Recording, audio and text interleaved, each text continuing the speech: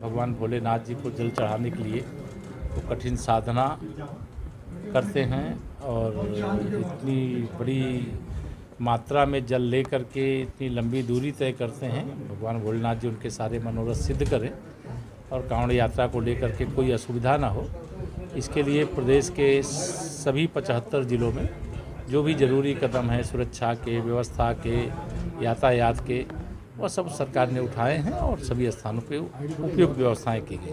Sir, आपने अभी tweet में कहा था कि राहुल गांधी जेल जाना चाहते हैं, क्या कब तक जाएंगे सर? ये तो देखिए, जमानत पे जो होता है, जब कोर्ट जमानत निरस्त कर देगी उस दिन जेल चले जाएंगे।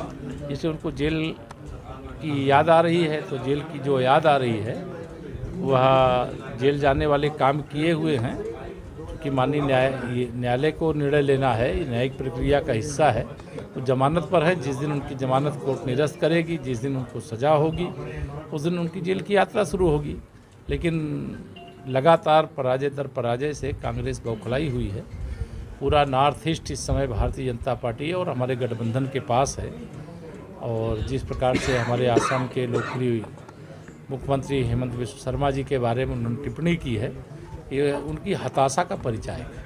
सर, दूसरा सवाल यह है कि आजम खान साहब जो सत्ता में रहे अखिलेश के, उनका चाबुक चला, वो कौन सा चाबुक था? और देखिए, पूरे मुजफ्फरनगर से के दंगों से लेकर के अगर हम कहें कि बनारस तक के दंगे होते थे या प्रदेश में कहीं कुछ होता था, तो उसके पीछे अगर कोई रहता था, जो मुस्लिम तुष्टीकरण की राजनीति होती थी, जो अन्याय किया जाता था, उसके सबके पीछे समाजवादी पार्टी की, चाहे श्री मुलायम सिंह यादव जी के नेतृत्व में सरकार रही हो, चाहे श्री अखिलेश यादव जी के नेतृत्व में रही हो, उन्होंने वहाँ सब कुछ किया जो नहीं करना चाहिए। लेकिन आज डाक के 3 पर सर, प्रदेश अध्यक्ष और राष्ट्रीय अध्यक्ष का बाजार गर्म में आपका नाम चल रहा है, सर क्या कहेंगे? हाँ, मुझे कोई बताया है कि, और मैं आपको भी बताया दे रहा हूँ कि भारतीय जनता पार्टी के जो राष्ट्रीय अध्यक्ष होगा वो कोई भाजपा का कार्यकर्ता होगा, देश के किसी प्रदेश से होगा, और प्रदेश का जो अध्यक्ष होगा वो भी भाजपा का कार्यकर्ता होगा, प्रदेश के किसी जिले से होगा। प्रथम आपका नाम चल रहा है। नाम ये जो चलता है आप लोग चलाते हो, कोई चलाता नहीं। सर, उत्तराखंड सरकार ने स्कूलों के अंदर गीता के श्लोक पढ़ाए, क्या उत्तर प्रदेश में भी कोई ऐसी? देखिए, ये श्रीमद् भागवत गीता पढ़ाने का जो भी निर्णय मुझे मालूम नहीं है, अगर लिया गया है बहुत सराहनीय है। अभी उत्तर प्रदेश में जब इस पर विचार होगा तो देखेंगे, लेकिन अभी इस पर विचार नहीं हुआ है। लेकिन कहीं पर भी कोई अच्छा काम हो रहा है उसका स्वागत है और श्री पुष्कर सिंह धामी जी और उनकी सरकार को बधाई है। सपा सांसद कह रहे हैं कुरान और बाइबल भी पढ़ाई जानी चाहिए। वो तो कहेंगे पढ़ाई जानी चाहिए, लेकिन उस कुरान और बाइबल पढ़ाने और पढ़ने वालों का अंतर है ना।